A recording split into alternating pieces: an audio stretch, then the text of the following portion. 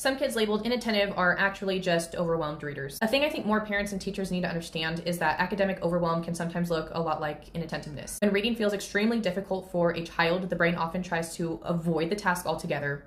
I don't want to do that. I'm not going to do that. That avoidance can show up as fidgeting, daydreaming, acting silly, shutting down, frequently asking to use the bathroom, I'm thirsty, or constantly trying to leave the learning situation, whatever it might take. And honestly, many adults interpret this behavior as laziness, lack of focus, before first considering whether the child is academically overwhelmed. Imagine sitting in a classroom all day long where the material feels confusing and frustrating and impossible to keep up with. That being one thing, then these kids, even at a very young age, compare themselves to the peers in their classroom. So when we have the smart kids where academia, reading, math, everything comes easy to them, they always raise their hand, they always get the right answer, they always get more attention from the teacher. Your child is going to compare themselves to that child, whether you taught them to or not. That is just an innate human concept. Now when they do this and they see, oh, they're really smart, they know what's going on, I don't know what's going on. If they're the smart group, I must be in the dumb group. And kids will automatically self-identify and label themselves as this, that, or the other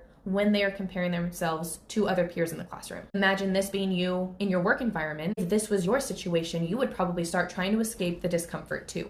And you're a grown adult with an adult mature brain. This is one reason why proper reading instruction and intervention matters so much. I often hear, mostly from dads, but I often hear when I get on a meeting with a parent that they're going to get it eventually. This is just a little bump in the road. Eventually, it's going to click. And I am telling you, it is not going to click for them. I have been teaching reading and being a literacy instructor for going on 9 years now. My career started with ESL, or English as a Second Language. I have worked with kids in over 20 different countries. I have worked with children and teaching them ESL. I've worked with adults teaching them ESL.